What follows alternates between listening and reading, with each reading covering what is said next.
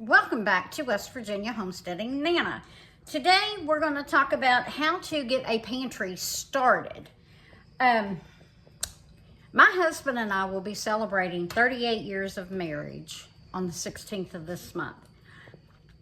I was 19 and he was 22 when we got married. So when we got married is back in the day when minimum wage was $3.35 an hour. We did not have much money. Lola, don't do that. She's trying to turn over her dog food. But anyway, we made $3.35 an hour. I was in college, so I was going to school to be a medical administrative assistant. This was back in 1986. I was working 2 part-time jobs, making $3.35 an hour and going to school. He was working as a carpenter, making $6 an hour. So together, we only made about little over $12 an hour, so not much. So, and you know, back then things were cheaper than they are now, but they were still expensive to us. We didn't ask either set of parents for any assistance. We wanted to do it on our own. We had a $220 single wide trailer payment that we were purchasing. We lived on 15 acres. But it was rented, so we had a $100 lot rent, is what they called it back in the day.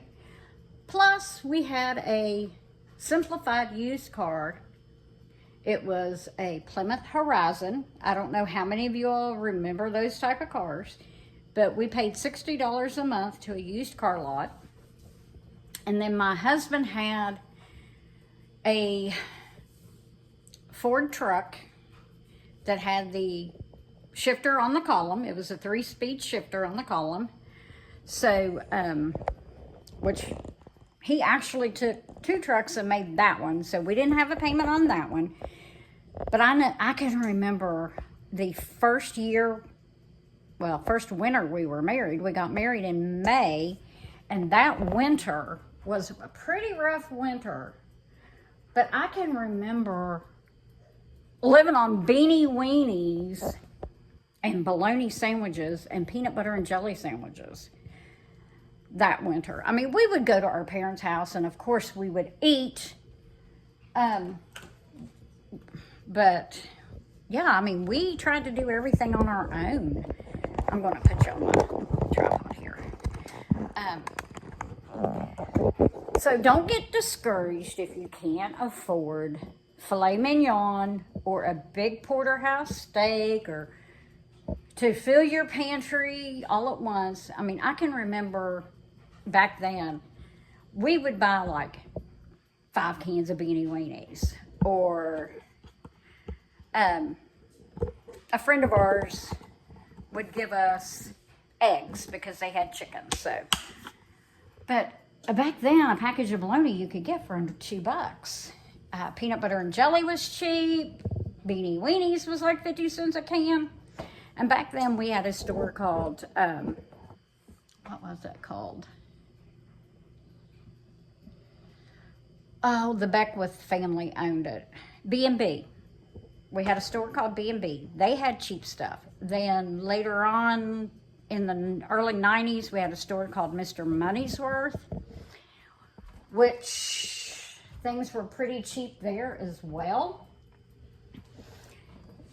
But just keep in mind, even though it's like $1.78 for a can of vegetables now, if you watch your sales and if your store offers digital coupons, you can still save and, you know, buy 2 for now and 1 for later.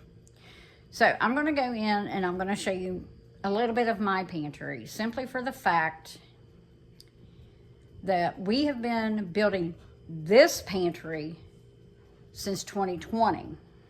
But I've always been the type of person who kept certain things on hand, like baking products and canned goods. I always kept those on hand because here in West Virginia, in the past, we've been known to have some very bad winters. Well, the winters now really aren't that bad all the time. So, I mean, we've had the occasional ice storm, the occasional deep snow, but nothing really like we had back in the 80s and the early 90s. I'm not saying it's climate change or anything like that. I'm just saying our weather has not been that bad. I'm going to check my cookies and see if they're done. I don't want them to burn. My husband has a thing about burnt cookies, so we don't want them to burn, but I want them done. So the tops are getting brown, so let's run our cake tester in there and see what they look like. Oh yeah, they're done. So we're going to let them finish cooking on there. We still have about 10 minutes on our bread. So let's go in here and I'll show you what I'm talking about. I mean, like I said, we've been building this pantry all along, but really got serious about it in 2020 when the pandemic hit. So this, we took a spare bedroom and made that our pantry. This is our pantry. We have things over here, but say for instance you like sauerkraut weenies. Well, the store has sauerkraut on sale. Buy 4 or 5 of them if you can afford it. Back in the day we had coupons we could use. We don't do coupons now, and if you keep different spices, you can change up what your food tastes like. Take up canning. If you can't afford a pressure canner, you can always go to thrift stores and look for one. Like here, I've got beef stew. Let me turn you around.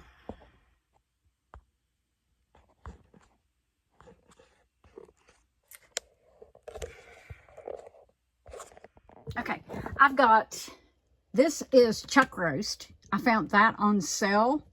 So I bought that, cut it up, and pressure canned it. This is beef stew. This is some veggie soup that we have right here. Then I've got some pulled pork, some meatballs I made and put in there. Tons of chicken when I found it on sale. I've preserved it. Made some fajita chicken. This is more chicken. Dehydrated some banana chips. I've bought canned chicken when it was on sale or when I found it for a decent price. This dried beef, you can use this, get some cream cheese, some seasoning, and some onion. Make a cheese ball to go with your crackers. I always try to keep extra condiments and extra sauces and seasoning packets.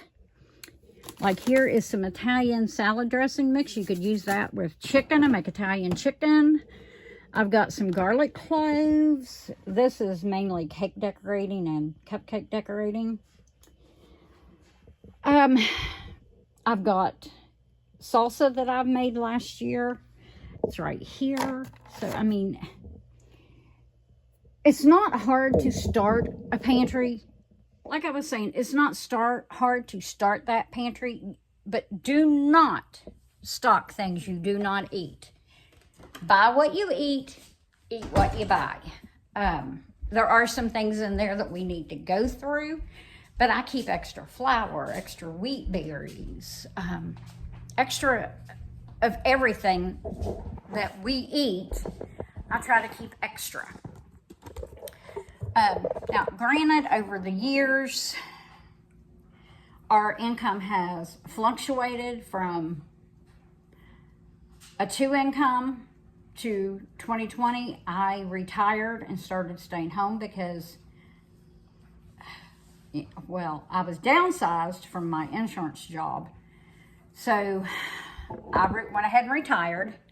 Then in the end of 21, we found out our daughter was expecting her first baby.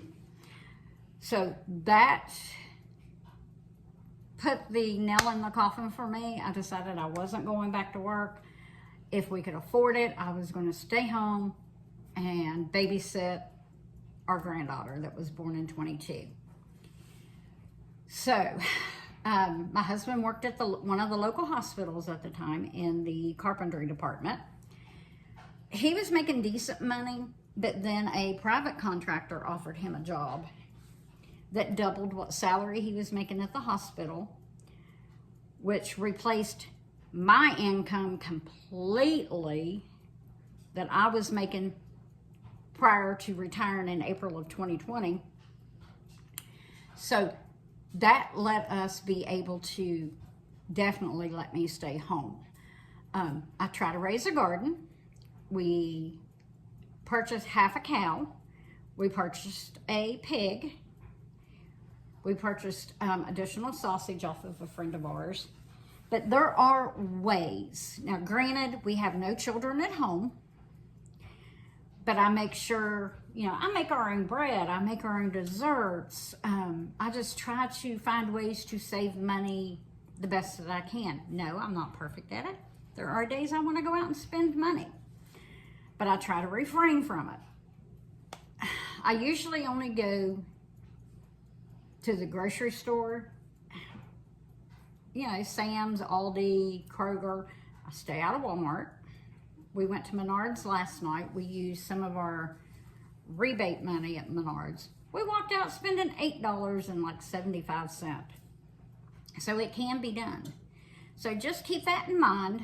If you have any questions about how to start a pantry, how to budget for that pantry, drop your comments below and I'd be happy to answer them if I can.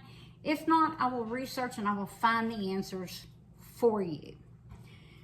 But I just want to say thanks for joining me today. I hope this kind of helped a little bit. If not, just leave me a comment and maybe we'll do a follow-up video. I'll take you along shopping with me. We'll compare prices, whatever it takes to help you out. Just drop it below. Let me know. If you are not part of our channel and family here, like, subscribe, and share. And I'll see you on the next video.